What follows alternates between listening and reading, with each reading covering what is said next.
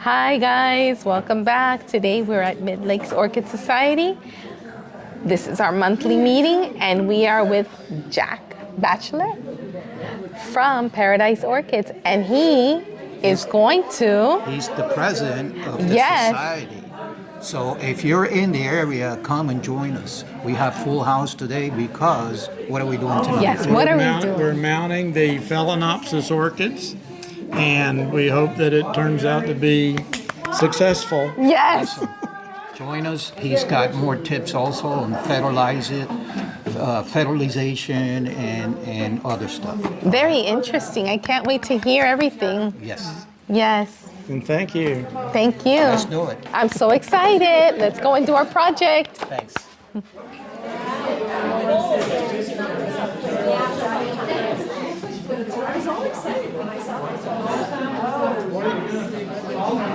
Taking pictures.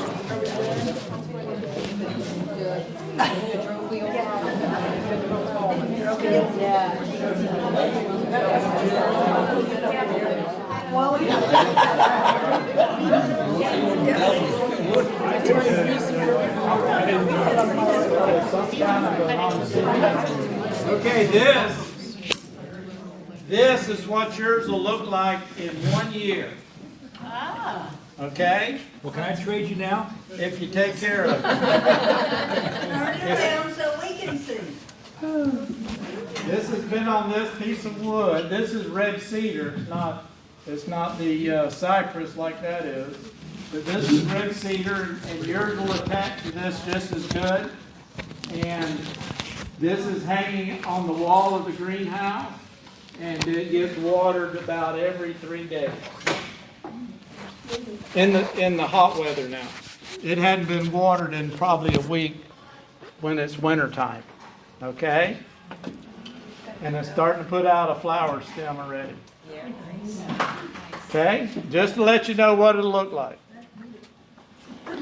Now probably you're saying, why do we want to mount an orchid rather than put it in a pot?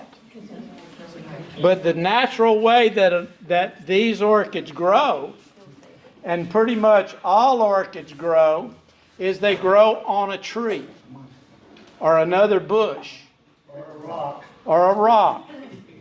They're called epiphytes or a lithophyte if they're growing on a rock. And then you might say, well, what if the tree falls down? And now the limb is laying on the ground. Well, the orchid will continue to grow if it's like on leaves or grass or something like that. But if it falls in a river, it's done. Because these are not aquatic. They have to have air. The roots have to dry out in order for them to grow. Now, these are some that I bought. This is not the kind of orchid you've got here. You've got the Phalaenopsis. These are hybrids, but these are hybrids from Carter and Holmes, and they will have a single stem come up like, Mike, would you hold up one of those Phalaenopsis? They'll grow like that, okay, but maybe not that color, but they will grow like that. White with red speckles, yeah. Pardon me? White with red speckles. White with red speckles is what you have. If you Google that name, you'll get it. These are some that I bought from Whimsy Orchids in Homestead, and probably around 1998. And when I came up here, I sat it on the end of a table in the orchid house, and it's about this big now. And it makes lots and lots of babies. Having dinner? These are pretty close to what you would have as a species flower. If you wanted to Google this orchid, now this is this orchid, it wouldn't be as fat as that flower. But it's a never-ending bloom. Okay? Once it starts blooming, it just keeps on blooming.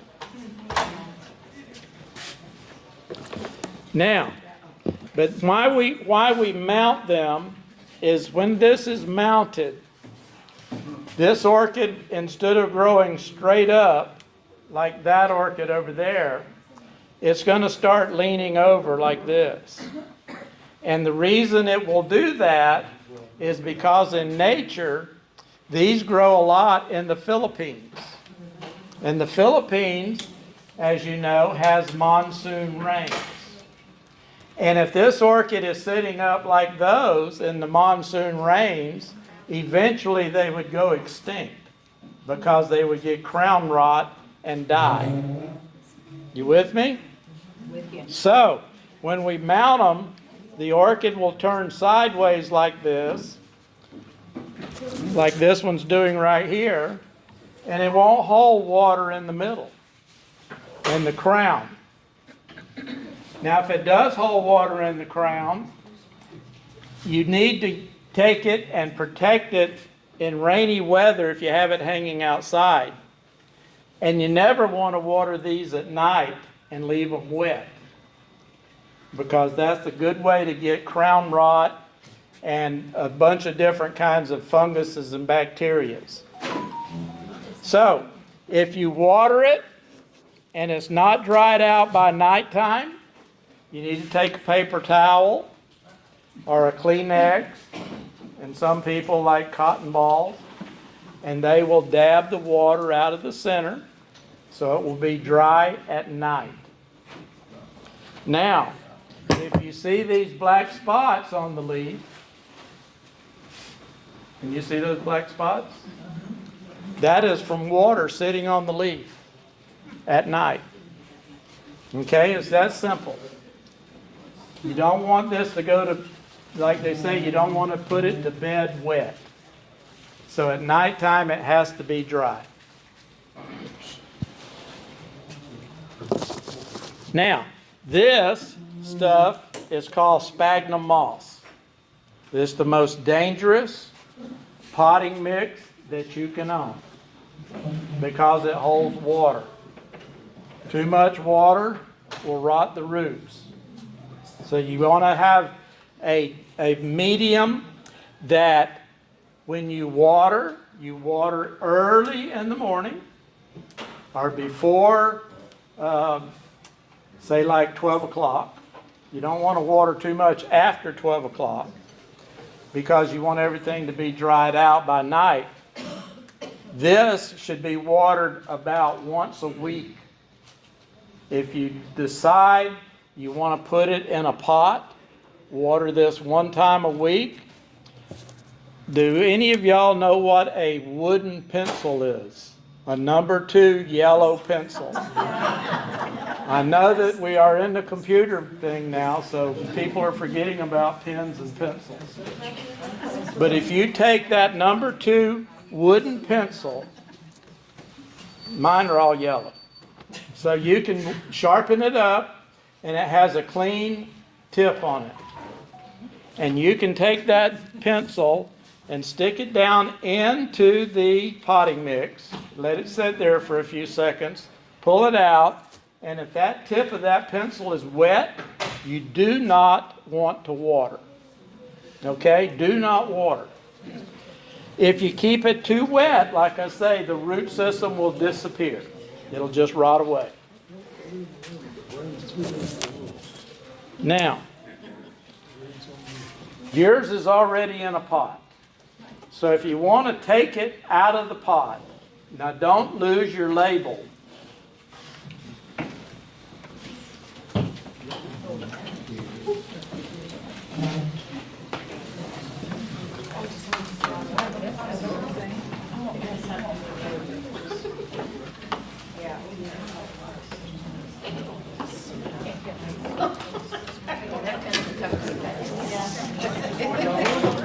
Now y'all want gloves, don't you?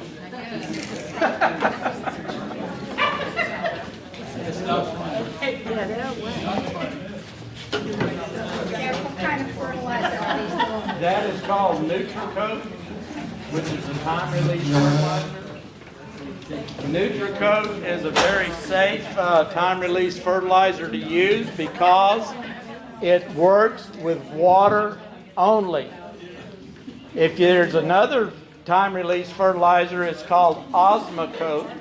There's 2 types of time-release fertilizer, NutriCoat and Osmocote. Osmocote is the oldest of all the time-release fertilizers, but it will work on temperature and water. Okay, so if you have a hot summer day, the Osmocote can explode. And in that little pellet of fertilizer is 14, 14, 14 fertilizer.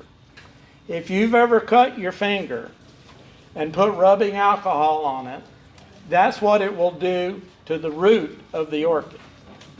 It will burn the orchid roots. It will corrode clips. If you have clips, if you have metal holding the orchid in the pot, it will corrode the metal. I don't care if it's galvanized or stainless steel, it will corrode it. Because fertilizer has so much salt in it that it's almost relentless to kill the orchid if you put too much. Okay? Now when I've repotted these little orchids here, I put just a pinch, maybe a quarter of a teaspoon in each pot. But as they get bigger like this, now you're going to have to figure out another way to fertilize it. And a lot of people will make a little, what do you call the little bag you put? Tea bags. A tea bag? Like a spice bag. Yeah, a little spice bag, whatever. And you can put the fertilizer in there and tie it to the plant. And as you water, that fertilizer will go out. Otherwise, I would suggest just using water-soluble fertilizer like 20-20-20, Miracle Grow. There's all kinds of water-soluble fertilizer on the market, but any one of them will be good. If you mix it, don't mix it for more than a month at a time, because after 2 weeks it starts breaking down and you're not putting the full strength. If you make 20-20-20, it's going to be less than what it would be if you used it the first day. It just will not stay powerful enough. Now I wouldn't drink it, but it's still not going to do good for the orchid. Can you spray it on, Jack? You can spray them. You can spray it. A lot of people will mix up their fertilizer in a pump-up sprayer and walk around after you water. Do not fertilize in lieu of watering. Always water your orchids first and then fertilize them second. Okay? Jack, the fertilizers that are already in the spray bottles that are made up for you, like the little mini ones, Right. they also then become less effective as well? No, Because- that's like anything that's made up pre. Yeah. It's got preservatives in it and stuff to keep it from deteriorating. But if you buy a concentrate, like a bottle of fertilizer or the containers of like Peter's 20-20-20, it's concentrated. So if you mix it and you let it sit there for a month or 2 months, it's not going to be as powerful as the day you made it up. And that goes with insecticides, with fungicides, and anything that comes concentrated. You want to use it the day you make it, unless you want to keep it for maybe 2 weeks, and then it starts to deteriorate. Now, where was I? I'm right here with an orchid club. The what? You want to pot the plant? Okay. How often would you fertilize? Every 2 weeks? I fertilize once a week. Once a week? In Yes. the winter as well as summer? Thank you. That was a very good question. I fertilize once a week from February until November. Okay, the weather is getting warmer now. You may still have a few cold nights or a cold weekend, but you're going to have warmer days and warmer nights. After November, I will do it on a 2-week basis.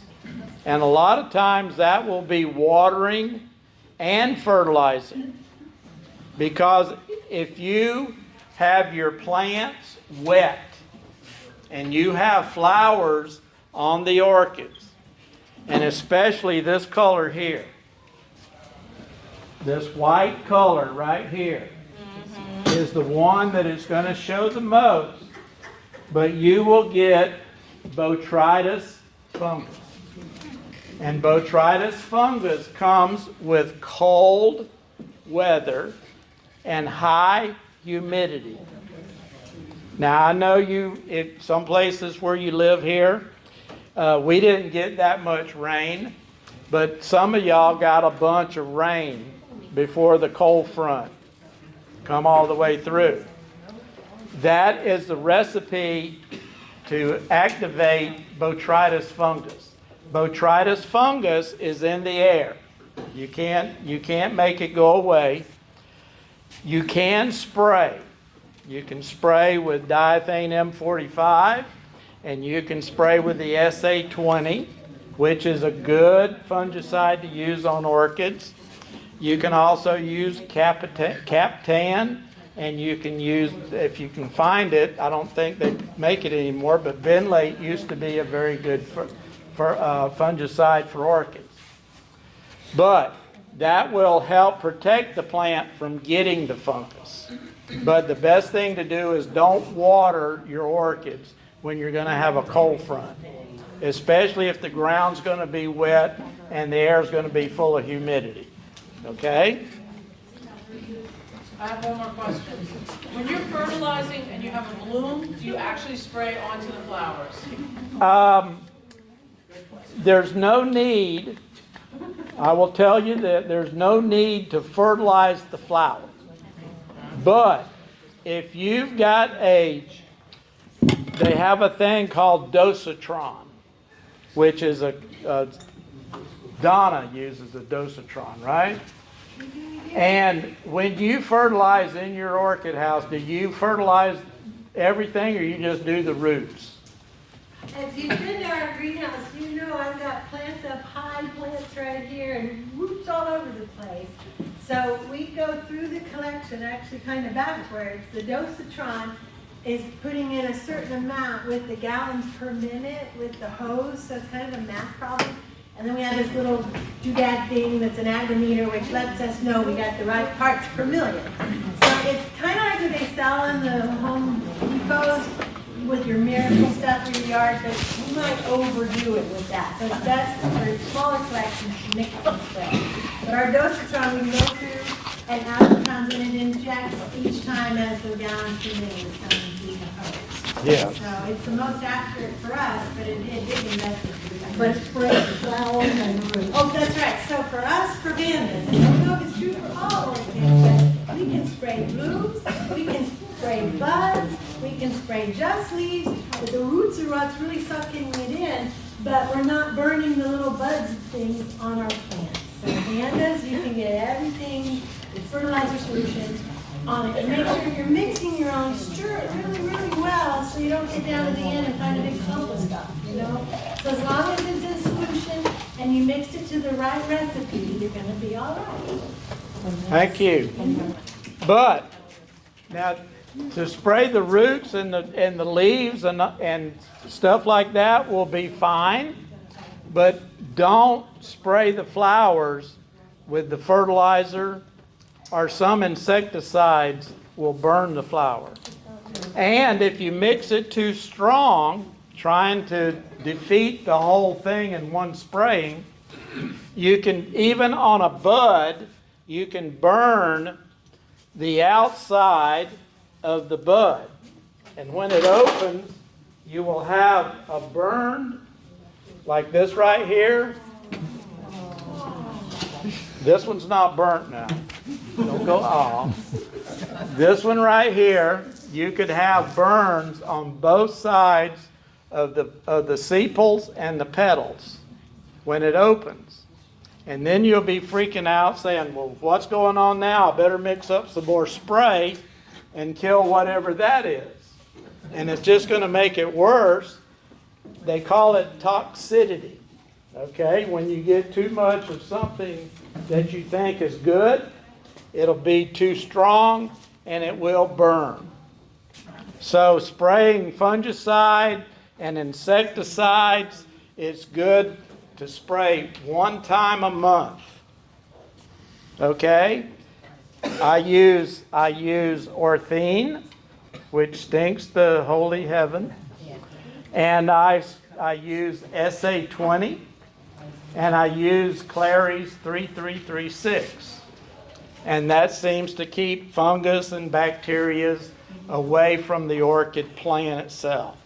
What about the Phizan, yeah? Phizan is the SA20. Phizan 20.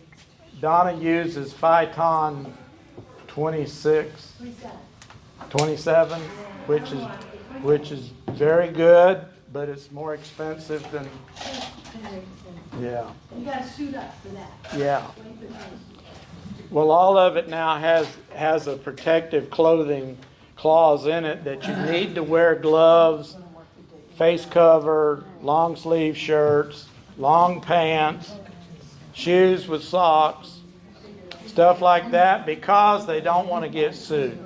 So it's best to always have that precaution, because I learned a long time ago that the fat in your body will retain all of this stuff and it never goes away.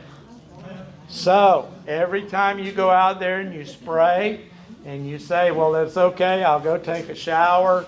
Well, that's good, but the part that goes in your skin is in there. It's not going to go away. So, all that bad news, we're going to get back to orchids now. Was that okay, Lisa? Okay, now we're going to take the sphagnum, and you've already got sphagnum. Some of you do. Okay. Now what we're going to do. There's a whole bunch of sphagnum inside. Yeah, I've got a whole bunch of. In the pot, there's a whole bunch. Yes, they are. But what I do with my sphagnum is I take it and I put it in between the root system.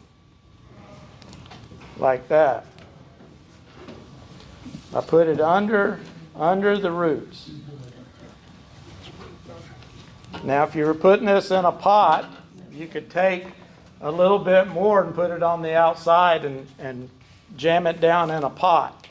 Don't jam it. Jam. Don't jam it. Jelly. Gently. Tuck it. Gently. Very gently. You put it down in the pot. Okay, now you got 2 zip ties. Put the hook facing you. Okay? The zip tie has little ridges on one side of it. Okay, one side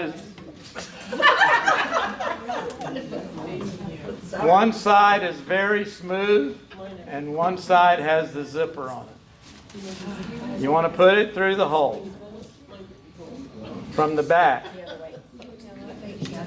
Okay? Put it through from the back. Which side should the zipper be on? The zipper should be on the inside. Once you put it through, it should be on the inside. Now, if you'll notice, the zip tie has a flat spot. Has a flat spot here with the zipper, and this side is out. So when you put the zip in, it's going to go in like that. Okay? You put it in wrong, it ain't gonna hold. If you put it in wrong, it'll slip out. Y'all got that? Yeah. Okay. Now, with this part here, and the reason we use zip ties, it's easy to do this by yourself. You don't need a whole lot of help when you're using a zip tie. Okay? Because 4 hands is better than 2, but 2 is better than 1. And you take this like this. Now, if you were mounting, if you were mounting a cattleya, you would put this, the root system, next to the wood. Okay? You wouldn't put it like this away from the wood because the orchid will continue to grow in that direction. All right? But a Phalaenopsis grows from the middle. See, it just puts out a leaf, put out another leaf, another leaf, another leaf. So you could put a Phalaenopsis in the middle of a pot. Where on a Cattleya or a Dendrobium, you want to put it on the edge of the pot because it's going to grow across the pot. So we'll put this like this, pretty close to the top, where you got the most roots. So is it between them? No, you want to put the zip tie is going to go on the outside of all the roots, of all the sphagnum. Are you crisscrossing the ties? You can. You can crisscross it or you can put it, that's why we put two. Either way you want to do it. So like this? Long enough. Yeah, they're barely long enough to get all the way to Yeah, but that's where you got to smash it.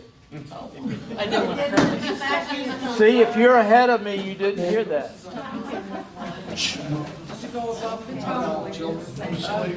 This one? Yeah.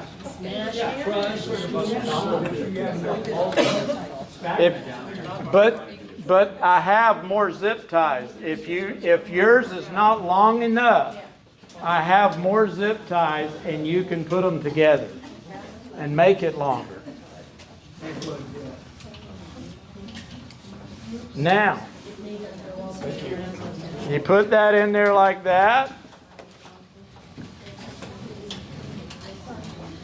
And the reason we covered these tables tonight is so you can get them dirty.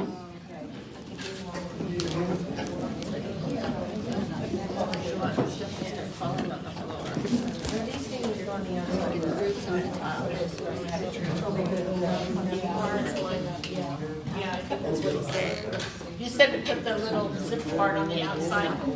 The zipper goes to the inside. You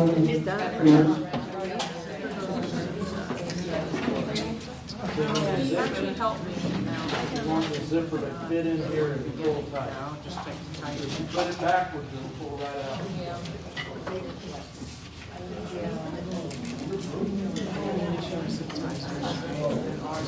Now the greenhouse, when I'm doing mounting, I will use a pair of pliers to help pull this tight because you want it real tight.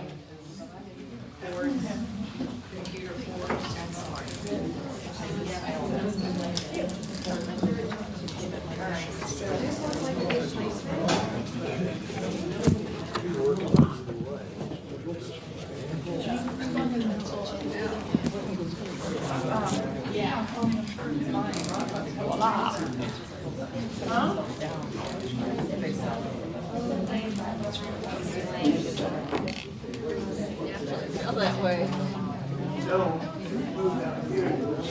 I have mine, a lot of them have 4 chains for a pot. Sometimes I've done 1 chain so they hang so they don't hold on. Once I learned about the orchid garage, it looks kind of precarious for some of them, but and I've used wire and gone across so they don't fall out of my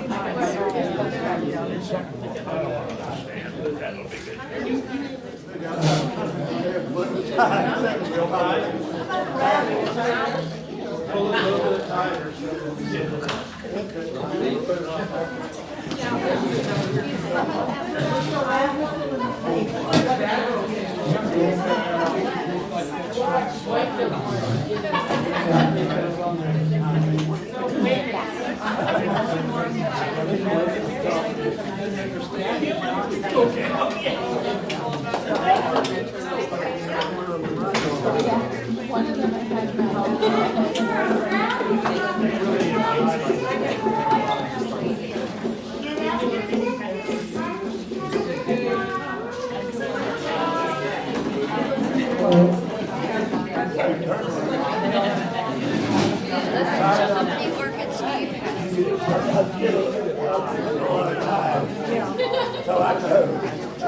She did it? All right. What? Let me see the tag. We have other kinds of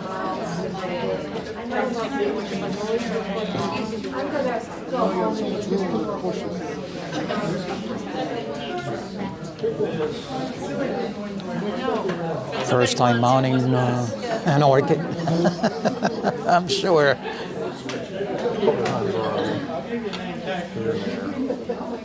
Just don't want to get too much up on the green part. Right here, but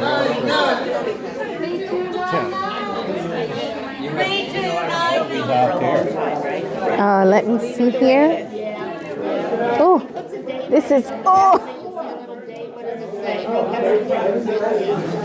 I'll be your helper. You just got it in March of 23. So it's got a good couple years. Okay. Yeah. don't mind me, I'm bundled up. It's a little bit cold.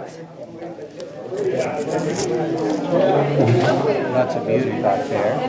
This one, right?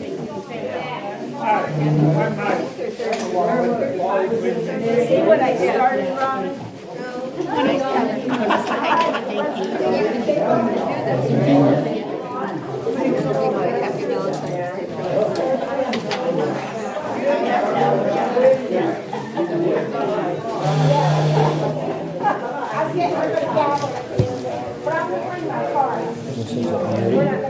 Yes. We've all done that.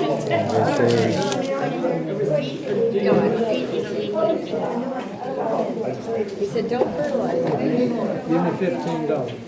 You're so bossy. You better stop it. Well, I got to be bossy. Who's in charge?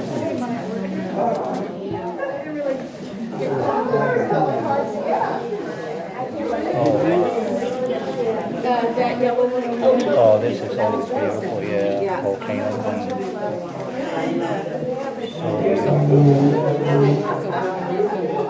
Yeah, let's get it up close here.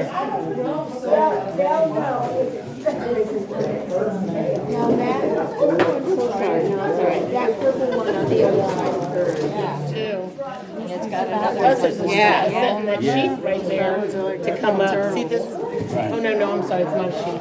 See this one, honey? See what's the brand on? What's a leaf? No leaf. But it's got a few more. It does. All right, this one's up. Okay, so that's 27 and the. Okay, let me go back. I'm just gonna put it down, all right? Yeah. Flowers round and yellow. This is beautiful.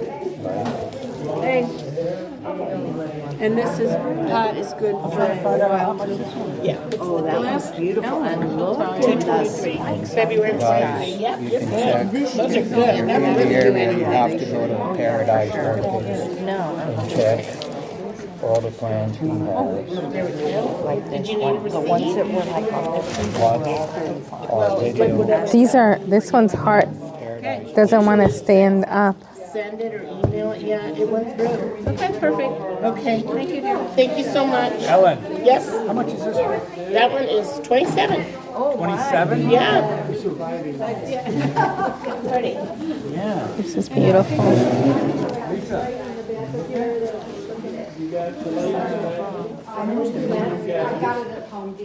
Did we show this one? I'm not sure.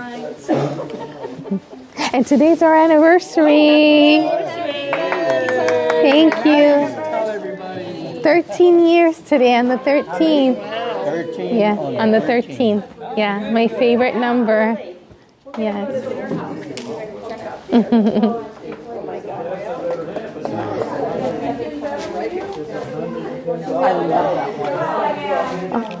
I'm usually always off Sundays. And so you know, we have this one. Okay. Because I'm always like, oh, I like that one. We had that one. I bet you hear that a lot. Yeah, and I'm like, oh, I didn't know.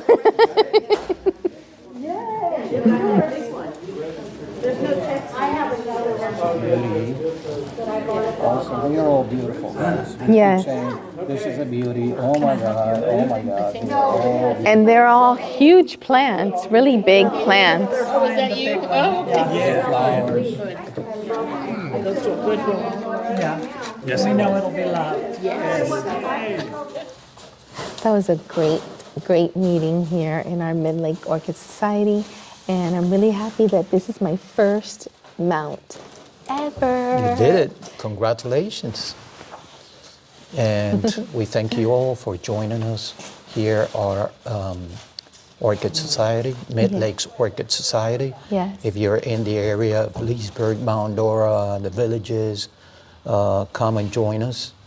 And yeah, so Remember, always like, share, subscribe, leave a comment, and always make sure that you click that little bell so you're always reminded every time that we put a new video out. And we thank you for your support. And until next time, bye.